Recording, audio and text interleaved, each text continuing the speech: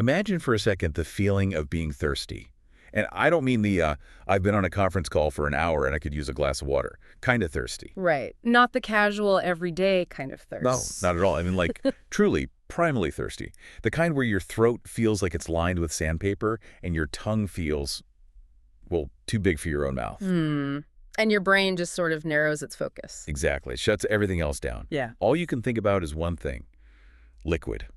Now, imagine you're in that state, and you're about to break a fast. A long, hard fast. Okay. You haven't had any animal products for weeks. You're physically depleted. And then you take that first sip of cold, fresh water. It's an electric feeling. It's not just hydration at that point. It's like a shock to the system. It's almost a spiritual experience. That's the word. It's a spiritual experience. Yeah. And that specific sensation, that shock, is where we're going to start our deep dive today. I love this. We're looking at a piece of writing that recounts the author's experience with the Greek Orthodox period of Lent. And for anyone who hasn't tried it, it's grueling. Oh, it's incredibly difficult, especially if you follow it strictly the way it's described in our source material. Which means no animal products at all. No butter, no milk, no cheese, no eggs, no meat, nothing. It's a period of really intense, sustained deprivation. And the source makes a really good point about this. It's one thing to do this in a culture where it's common, but trying to keep that kind of fast in the West it's almost a form of social isolation. How so? Well, think about our food culture. I mean, our restaurants, our social gatherings, our comfort foods. It's all built on a foundation of butter and cheese and meat. Right. You become the difficult one at the dinner party. Oh, sorry, I can't eat that, or any of that. Exactly. You're constantly explaining yourself. So you're paying a cost, not just in calories and comfort, but, in social capital, too. It's a real price. It is a real price. But here's the kicker, and this is the real hook for our entire conversation today. The author describes that moment of breaking the fast, that exhilaration of the water, as the moment you finally understand religion. Wow. Because once you've gone through that deprivation, Right. once you fasted, you feel, and this is his word, entitled to celebrate Easter. Oh, okay. You earned it. You've earned it. You haven't just shown up for the party. You paid for your ticket at the door. You've paid a price. And because you paid the price, the reward, the celebration, it feels real. It has weight. It has weight. And that right there brings us to the core premise of this deep dive. We're going to be exploring this idea that there is, and I'm quoting here, no worship without skin in the game. This is such a fascinating concept because it really pushes back against a lot of, I guess, modern, more sanitized views of faith and belief. How do you mean?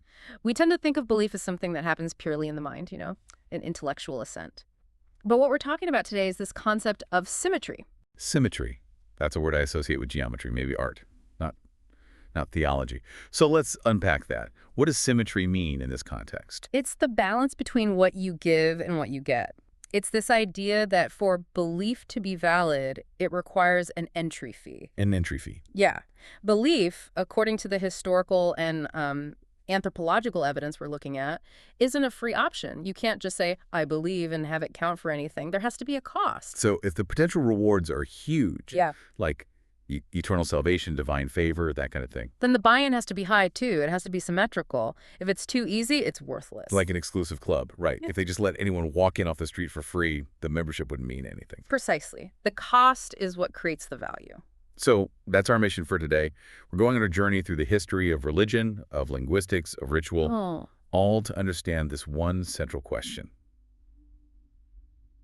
Why do the gods, historically speaking, reject cheap signaling? And it's going to be quite a journey. We're going to go from a literal drain for blood in an ancient Syrian church all the way to the theological flaws of Pascal's wager, and then see how these ancient ideas echo in the metaphors we still use today. It is going to get a little bloody, a little uncomfortable, maybe. But I think by the end of this, you're going to look at your own beliefs, whether they're religious or, secular, in a completely different light. I think so, too. So let's dive right in. Section 1. The theological necessity of sacrifice. Let's do it. And I think the perfect place to start is with a takedown of a very, very famous philosophical argument, Pascal's wager. Ah, yes. Pascal's wager. Blaise Pascal, the 17th century French guy, mathematician, philosopher. I think most people have probably heard the basic version of this in like a Philosophy 101 class. It's a classic, and it's essentially the better safe than sorry approach to God. Right. Can you lay out the basic logic for us? Sure, so Pascal frames it as a bet. He argues that, logically, you should believe in God, because look at the odds. If God exists and you believe, you win everything. Infinite bliss, heaven, the works. An infinite payout. An infinite payout. Now, if God doesn't exist and you believed in him, well, what did you lose?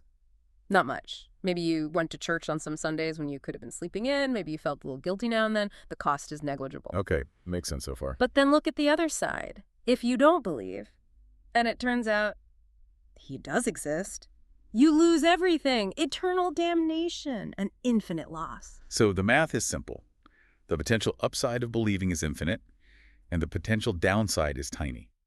The potential downside of not believing is infinite. So the only rational bet, the mathematically sound choice, is to believe, just in case. It's a bet with what they call asymmetric returns. It's game theory for your soul. It is. But our source material today argues that this whole line of thinking contains a massive, fatal theological flaw. A flaw that basically invalidates the entire wager. And that flaw is? Pascal treats belief as a free option. A free option? He assumes you can just place your bet on God without actually putting any chips on the table. He assumes God is perfectly fine with you just, hedging your bets. But the argument we're exploring today is that belief cannot be a free option. It absolutely cannot. It demands that symmetry we talked about. If I want the infinite benefit of the divine, I have to accept a real risk. I have to pay the entry fee. This is the skin in the game test. And Pascal's wager fails that test. Miserably. Because if belief costs you nothing, if it's too easy, it has no value. It's not real. Let's think about it in human terms, just for a second. Let's say you and I are friends. Okay. But I never take any risks for you. I never put myself out for you. Right. So say we're friends, but when you need help moving, I'm suddenly busy. When you're short on cash, I can't find my wallet. When someone's talking trash about you, I just stay quiet. I always show up to your parties if there's free food and drinks. Yeah. Am I really your friend? No, of course not. You're a fair weather friend. You're a leech, basically. Our friendship isn't real because you only participate when it's convenient and beneficial for you. There's no skin in the game. And the source is arguing that these same rules of risk sharing, the ones that hold between humans, also apply to our relationship with the divine. That's the argument. If there's no downside for you, there's no real belief. You cannot scam God with a probability table. You can't show up at the pearly gates and say, well, look, I ran the numbers and you were the statistically advantageous choice. The math checked out, Peter. Just let me in. Yeah, I can't imagine that's going to work. It implies that God is a sucker, that he can be fooled by this kind of cheap talk. So Pascal's wager is an attempt to get the payout without paying the insurance premium. It's bureaucratic belief. Bureaucratic belief. I love that. It's belief without the blood. And that brings us directly to the figure of Christ. Right. Because the source makes a very specific, very powerful point about the theological necessity of making Christ a man. This is where it gets really mind-bending for me. Because if you think about it, God is all-powerful, right? Omnipotent. He could have just snapped his fingers. And forgiven everyone. Yeah. He makes the rules. He could just say, you know what? Clean slate. Sins are forgiven. We're all good. My treat. He creates the laws of physics. He can certainly amend the laws of sin. But he didn't do that. And the question is why? Why not? Because that would be cheap. That would be a free option. For the forgiveness to have any real value, there had to be a cost. A real cost. Christ had to sacrifice himself. It wasn't just a story or a performance. It was a demonstration of paying the ultimate price. He had to have skin in the game. Literally. Literally. His actual skin. Think about the nature of a God, an immortal, all-powerful being. Such a being can't really sacrifice anything. Because he can't lose anything. He can't die. He can't suffer permanent harm. There's no risk. Exactly. So for the sacrifice to be real, for it to be valid, God had to become moral. He had to become a man so that he was capable of loss, capable of pain, capable of death. That's what establishes the symmetry. So the incarnation, God becoming man, wasn't just a convenient way to, send a message to humanity. It was a structural necessity to make the whole transaction valid. That's it, exactly. God is both the provider of the salvation and the one who pays the price in blood. Yeah. It validates the whole cosmic transaction. It balances the books. It's incredible how we think of these things as purely mystical or spiritual. But when you break down the mechanics of it, it's It's almost economic. It is. Not in a greedy capitalist way, but in a balance sheet way. A debt has to be paid. The accounts have to be settled. The ancient world understood that cosmic balance sheet very, very well. You don't get something for nothing. And this idea of payment, it wasn't just a metaphor. For thousands of years, it was a very physical, very bloody reality. Which is a perfect transition. Let's talk about that physical reality. We need to go to a very specific place. For section 2, we're going to transport you to the town of Maaloula in the Levant. Maaloula. What an incredible place. It's a village in Syria, and it's basically carved into the side of a cliff. It's one of the few places on Earth that feels like a living linguistic museum. Yeah, the source describes the author visiting the church of Saint Sergius, or Sarkis as it's known there. And the thing that just completely captivated him wasn't the church itself at first. It was the language he was hearing spoken in the streets. They still speak Western Aramaic. And for anyone listening who might not be a huge linguistics nerd, explain why that's so significant. Why does Western Aramaic matter? It matters because it was the everyday vernacular language of Christ, specifically the dialect known as Palestinian Aramaic, or Yerushalmi. So when Jesus was preaching or talking to his disciples or, ordering a falafel, this is the language he was speaking. This is the language, not classical Hebrew, not Greek, not Latin, Aramaic. So when you walk through the streets of Maaloula and you hear children playing or people arguing, you're hearing the actual sounds that would have surrounded Jesus 2,000 years ago. You are. The author describes it as just mesmerizing, seeing kids, teasing each other and shouting, but doing it in this ancient tongue. It's a direct audio window into the past. It's like hearing a recording of something you thought was lost forever. That honestly gives me goosebumps. Yeah. It grounds you. It makes you realize these figures from history were real people, living real lives, speaking a real everyday language. Yeah. It wasn't some kind of formal Bible talk. It was street talk, exactly. It makes the history tactile, But the author wasn't just there for the linguistics. He was there to see the church, Saint Sergius. And inside that church, he noticed something that is, frankly, shocking. It's a detail that, once you see it, it kind of changes how you view the whole history of early Christianity. It really does. He goes into this ancient chapel. It's one of the oldest in all of Christendom.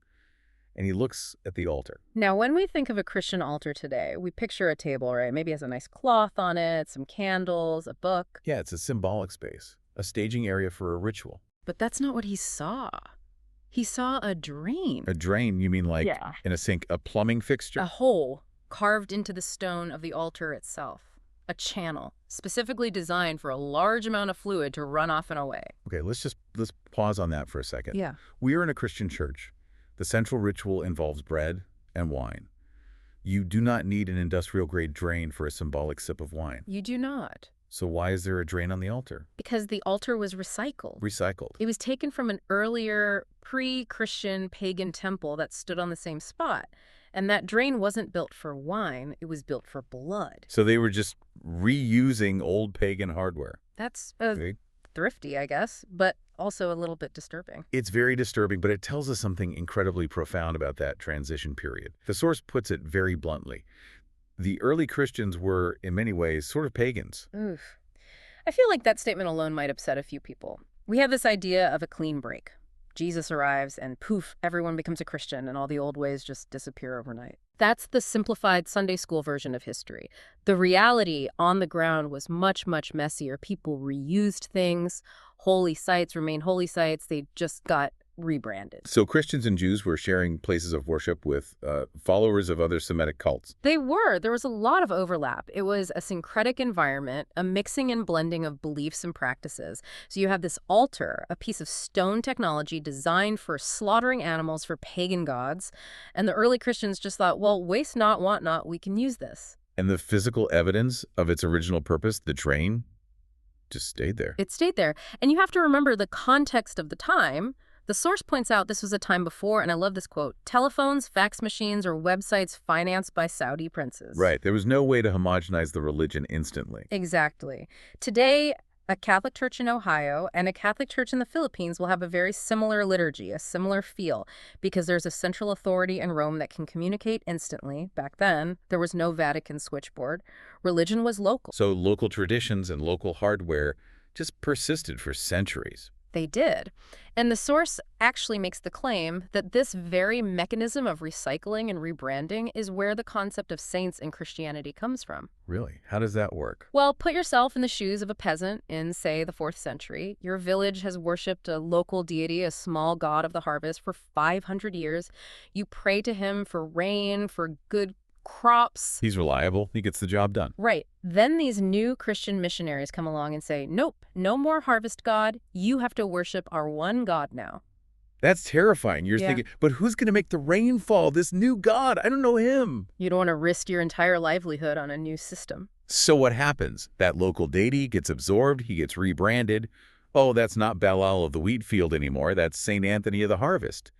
It's a way of providing continuity for the local population. It keeps the customer base happy, let's say. Canaanite habits die hard, as we'll get to later. But let's stick with this altar for a moment. The fact that it was built for blood brings us to our next section, doesn't it? The linguistics of the sacred. It does, because the very words people used, and in some cases still use, tell the whole bloody story. I love this stuff.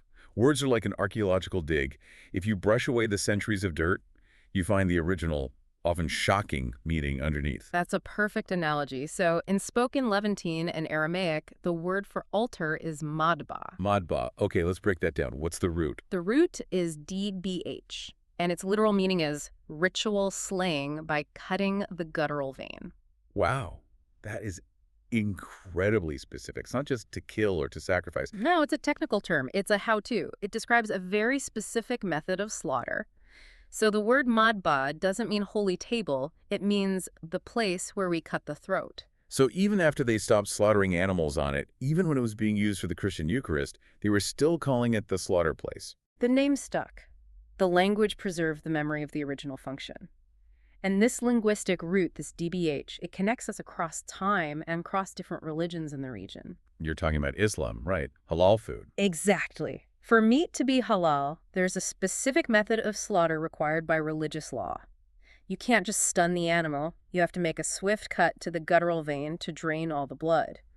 It's the same ancient Semitic tradition, the same root concept, preserved in religious practice today. The method of killing for God is literally baked into the language. It is. And there's another crucial word the source brings up. Korban. Korban. That sounds important. It's a heavy, heavy word. The root is QRB.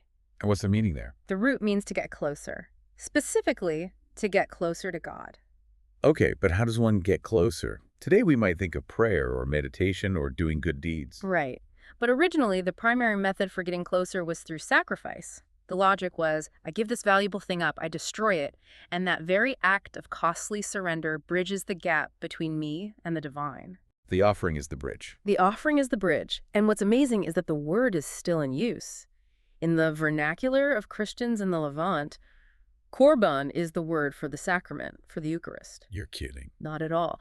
So when a Christian in that part of the world receives the sacrament today, the word they are using literally means a sacrifice to get closer. So the language carries that old bloody reality forward, even if the modern ritual is clean and symbolic. It's like we've sanitized the operating room, but we're still using the original blueprints. That's a great way to put it. But the source points out that for some, the ritual isn't clean or symbolic at all. For some, the skin in the game is still quite literal. You're talking about the connections to Shiite Islam. I am. The source discusses Imam Hussein, who is a central tragic figure in Shiite history.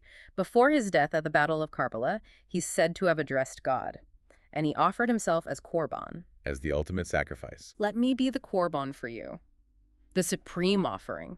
He wasn't offering a lamb or a goat. He was offering his own blood, his own life. He was seeing his own martyrdom as that symmetrical payment we talked about at the beginning. And his followers commemorate this act to this day, during Ashura. Yes. Ashura is the annual solemn commemoration of Hussein's death. And in many communities, this involves public acts of self-flagellation. I've seen videos of this, and it's intense. Men beating their own backs and chests, sometimes with chains or even small blades, until they bleed. It is. And to a modern, secular Western eye, it can look, well, irrational, horrifying even. Why would you physically harm yourself to prove a religious point? It seems like madness. But if you look at it through this skin-in-the-game framework, it suddenly makes a kind of brutal sense. It makes perfect sense. It is the absolute opposite of cheap talk. You can't fake an open wound. You can't. In a world where anyone can say anything, where thoughts and prayers has become a meaningless cliche, inflicting physical pain on yourself is an undeniable, costly signal of your devotion. And the source reminds us that this wasn't unique to Islam. Medieval Christianity had its own self-flagellation movements. It did, as a way to identify with the suffering of Christ. It's mostly faded from Christianity now, except for a few places in Asia and Latin America, but the underlying logic is identical. My pain is proof of my belief. I am willing to bleed for this. It really feels like there's been this huge shift over the centuries, from a world where religion was incredibly physical and bloody to one where it's become more mental, more metaphorical. It has, but the source argues that the pagan world, the world where all of this started, operated on a very strict logic about this. Which brings us to section 4, the pagan logic and the cheap talk prohibition. Love that phrase, cheap talk prohibition. It sounds like a house rule at a high-stakes poker game. Put up or shut up. Exactly. And in a way, that's exactly what it was. In that ancient Eastern Mediterranean world, that Greco-Semitic milieu, the gods simply did not accept cheap talk. You couldn't just, pray and expect a good harvest. You had to demonstrate what economists call revealed preferences. Okay, can you define revealed preferences for us? Sure. So, stated preference is what you say you value. Oh, I'm really committed to fitness. I really value a clean environment. That's the talk. That's the talk. Revealed preference is what your actions show you value. If you say you're committed to fitness but you never go to the gym, your revealed preference is for sitting on the couch. Actions reveal your true priorities. Actions speak louder than words. Much, much louder. And in this sense, the ancient gods were economists. They only paid attention to revealed preferences. So if I say, oh, Apollo, I love you, you're the best, but I'm not willing to sacrifice my best sheep for him, then you don't really love Apollo, or at least you don't trust that his blessing is worth more than your sheep. Your actions have revealed your true valuation. Which is why the burnt offering was the gold standard. And the key was that it was burnt. Why was that so important? Why not just kill the animal and leave it on the altar? Because the offering had to be a total loss to you. If I kill a goat and then my family and I have a big barbecue, that's not a sacrifice, that's just dinner. Right. I haven't actually lost anything of value. I've just prepared a meal. But if I kill my best goat and I burn it to ash so that no human can possibly consume it or benefit from it, that is a pure, unrecoverable cost. That is a real sacrifice. It's a signal, a costly signal. It's like saying, I value my relationship with you, oh great God, more than I value the calories and wealth this animal represents. It's conspicuous consumption, but aimed at the divine. Look how much I can afford to destroy in your name. And here's a little dose of historical cynicism that the source provides. Was it really a total loss every single time? Well, this is where the human element comes in. The source notes that, actually. Not quite. The high priest usually got his cut. Of course he did. There's always an angle. Priesthood, particularly in the pre-Christian Greek world, was an incredibly lucrative position, so much so that the offices of high priest were often auctioned off to the highest bidder. You're saying you could buy the job of high priest. You could franchise. Essentially, yes, because everyone knew that if you were the high priest, you were entitled to a share of the sacrifices. It was a business model.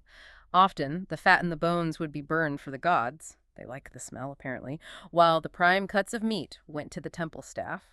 That feels a little like an agency problem. The priest is profiting from the believer's sincere sacrifice. It does complicate the picture, but it doesn't change the fundamental logic for the person bringing the goat. For the believer, it was still a loss. Whether the fire ate it or the priest ate it, that goat was no longer theirs. They paid the entry fee. The symmetry held for the worshiper. They were down one goat, and they hoped up one blessing. That's the logic. So we have this world steeped in blood, in fire, in costly signals.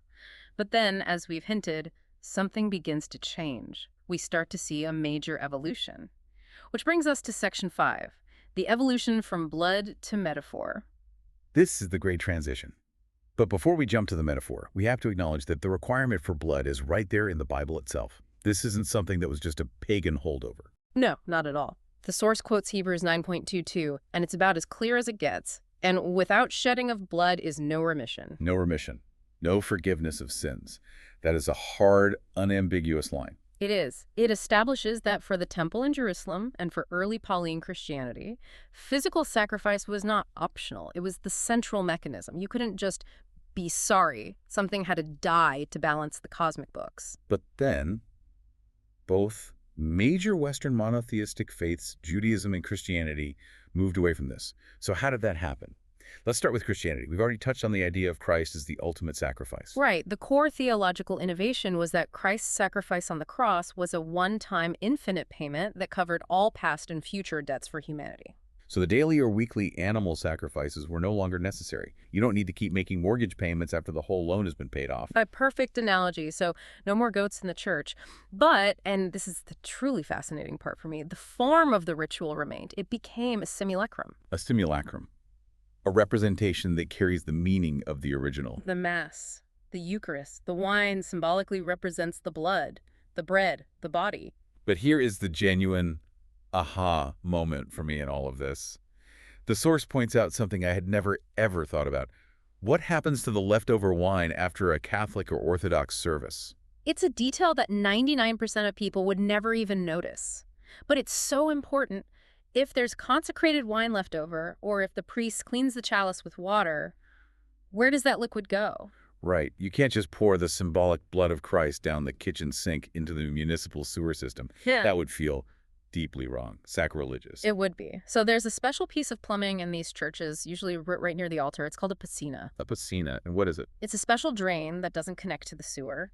It drains directly into the earth, into consecrated ground beneath the church. Wait a minute. It's a drain by the altar that's designed to carry away the symbolic sacrifice. It's just like the blood drain in Maaloula. That is mind-blowing. It's the exact same architectural feature, serving the exact same ritual function, just with a different liquid. The source makes this connection so brilliantly. The physical structure of the pagan ritual is preserved perfectly in the plumbing of the Christian church. The ghost of the old practice is literally in the walls. And the theology backs this up, right? It's not just an architectural coincidence. Not at all. The Vatican II document Sacrosanctum Concilium explicitly states that the Eucharistic sacrifice perpetuates the sacrifice of the cross. It's not just a memorial service, it's seen as a continuation, a reenactment of that original act. And then there's Romans 12.1, which talks about presenting your bodies as a living sacrifice. Your spiritual worship. So the language, the architecture, the theology, it all points to this shift from a literal physical sacrifice to a spiritual metaphorical one. The knife is put away, but the concept of sacrifice remains central. Okay, so that's the Christian evolution. What about Judaism? They obviously stopped animal sacrifice too. But for them, the catalyst wasn't a new theological idea. It was a historical disaster. It was. For Judaism, the turning point was the destruction of the Second Temple in Jerusalem by the Romans in 70 AD. And why was that the end of sacrifice? Because, according to Jewish law, the animal sacrifices could only be performed in one place on earth, the temple in Jerusalem. Once the temple was gone, the central mechanism for the religion was broken. They literally, physically could not perform the sacrifices anymore. So their method of getting closer, of Korban, had to be completely re-engineered out of sheer necessity. It had to be. And it shifted from animal sacrifice to things like prayer, study of the Torah, and reciprocal gift-giving, or tzedakah. The rabbis essentially had to reinvent the religion to allow it to survive without its physical heart. But the source suggests that this shift, at least conceptually, was already underway long before the temple was destroyed. It points to the story of Abraham and Isaac. The binding of Isaac, yes. This is a critical pivot point in the whole history of sacrifice. The story everyone knows. God tells Abraham, take your son, your only son, the one you love, Isaac, and offer him as a burnt offering. The source calls this a progressive departure from the practice of human sacrifice, which was common at the time. But you have to notice the specific nature of God's request here. It's very different from a typical pagan contract. How is it different? In the pagan world, as we said, sacrifice was transactional. You sacrifice a bull to get a good harvest. You sacrifice a prisoner of war to win a battle. It was a bribe. I give you this, you give me that. Got it. But here, God asks for what the source calls an asymmetric gift. He says, sacrifice your son for me. But he doesn't promise Abraham anything specific in return for that act. He doesn't say, and if you do, I'll make you the richest man in Canaan. It's the mother of all unconditional gifts. It is. It represents a move toward total skin in the game. Abraham is being asked to prove his willingness to lose everything, not for a tangible profit, but out of pure, Unconditional faith and loyalty. And then, at the last possible second, an angel stops him. Mm-hmm. God provides a ram to be sacrificed instead. Which is the pivot. The message from God is essentially, I don't actually need you to shed your son's blood. What I need is the willingness. I need to know that you would pay the ultimate price if asked. So it redefined the entry fee. It shifted the focus from the material cost, the dead body, to the psychological cost, the willingness to lose everything. Precisely. And that, the source argues, is what fundamentally distinguishes the Abrahamic concept of faith from purely transactional pagan idolatry. This all leads me to a lingering question, though. It's our section 6. Yeah. If the ultimate goal was always this more elevated spiritual worship, if God really just wanted the willingness, why did the bloody animal stuff go on for so long? Why did it take thousands of years to phase it out? That is the big question. Why did it take so long? And for the answer, our source turns to the great medieval Jewish scholar Maimonides. Maimonides, a brilliant thinker. And he had a theory that is incredibly insightful psychologically. He basically said Canaanite habits die hard. I love that phrase. It sounds like the tagline for a movie. It's perfect, isn't it? His idea was that human nature has a huge amount of inertia. You can't just flip a switch and change a culture's core habits overnight. He argued that to suddenly tell people to stop a practice like animal sacrifice, something they and their ancestors had done for millennia, would have been contrary to the nature of man. It would have been too jarring, too radical a shift. Think about it this way. Imagine if the government announced today, okay, everyone, as of tomorrow, money is abolished. We're switching to a system of pure barter. It would be absolute chaos. People wouldn't know how to function. The economy would collapse. Exactly. And Maimonides argued it was the same with worship. If God had just said to the ancient Israelites, okay, no more sacrifices, I just want you to meditate quietly, they would have been lost. They would have looked over at the Egyptians and the Canaanites slaughtering bulls and thought, wait, their gods are getting real tangible gifts? Our God just wants thoughts? That feels weak. They would have drifted back to the idols because that's the form of worship that felt real to them. So what was God's strategy, according to Maimonides? It was to transfer the object of worship while temporarily keeping the method. Ah, that is so clever. It's like a transitional stage, a bridge. It's a bridge. God essentially said, okay, you feel the need to sacrifice. Fine, you can keep the method for now, but you will direct that sacrifice only to me, not to Baal, not to a golden calf, only to me. So keep cutting the throats, but do it in my name. Precisely. It was a way to wean the people off the worship of created beings and things imaginary, as Maimonides put it. You keep the familiar ritual, you keep the skin in the game, but you fundamentally change the destination of that devotion. It's like a nicotine patch for idolatry. It delivers the familiar sensation, but in a way that helps you eventually quit the harmful habit altogether. That is a perfect analogy, and the idea was that once that absolute loyalty to the one God was firmly established, then you could begin the next phase of the transition, moving away from the physical sacrifice to the spiritual one. And the source contrasts this approach with what was going on in Arabia before the rise of Islam. It talks about the Mecca marketplace. Yes. Before the unification under Islam in the 6th and 7th centuries, the source describes Mecca as a kind of United Nations of sorts. What does that mean? Paint the picture for us. It was a great trading hub, a marketplace for goods, for diplomacy, and also for what the source calls bilateral worship. Bilateral worship. Yeah. It was basically a system of bribing other tribes' gods. I'll make a small offering to your tribal idol if you make one to mine. It was a way of hedging your bets. You'd make sacrifices to multiple gods just to be on the safe side. It's like a diversified spiritual portfolio. I'll buy a little stock in every god just in case one of them turns out to be the real deal. Exactly. A portfolio of idols. And that is precisely the kind of cheap, transactional, non-committal worship that the strict monotheism of the Abrahamic faiths was designed to eliminate. The message was, no more hedging. You have one God, and you have to go all in with him. You can't diversify your risk. You have to have total skin in the game. That's the demand. What a powerful image. It really ties everything together. Which brings us to our outro, to the synthesis of all this. We've gone from the taste of water to the drain for blood, from the linguistics of slaughter to the psychology of Maimonides. What does it all mean for us, sitting here today? The source brings it all home with a philosophical conclusion. It references the Greek myth of Procrustes, but it applies the logic to love, and it's a devastating line. Love without sacrifice is theft. Oof.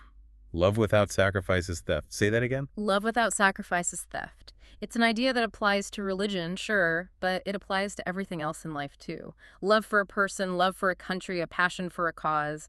If you claim to love something but you're not willing to sacrifice for it, you're essentially stealing the benefits of that love without paying the cost.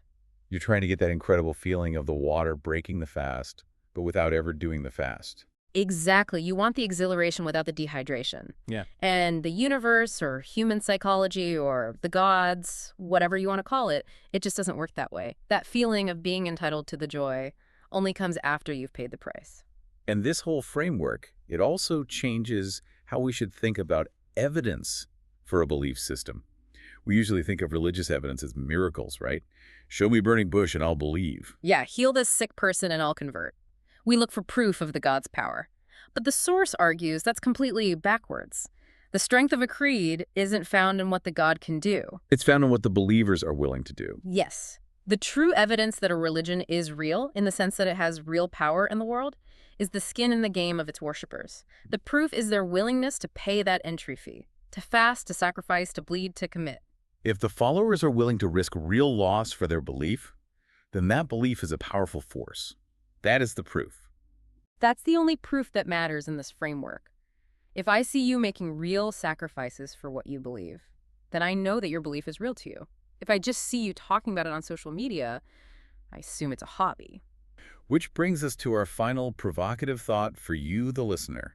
We want you to take a hard look at your own beliefs, and not just religious beliefs, your political beliefs, your ethical stances, the values you claim to hold dear. And ask yourself this one uncomfortable question: where is the blood drain?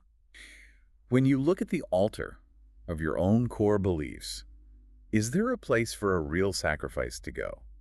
Have you ever actually paid a price for them? Have you ever lost a friend or a job opportunity or even just your comfort because you stood by what you claim to believe? If the answer is no, if you haven't risked anything, then do you really believe it? Or are you just engaging in cheap signaling? Are you just enjoying the feeling of holding a noble belief without ever paying the entry fee? It's a tough question. But as we've learned today, the entire history of human devotion is built on the answer. No worship without skin in the game. Thanks for diving deep with us. It's been a pleasure.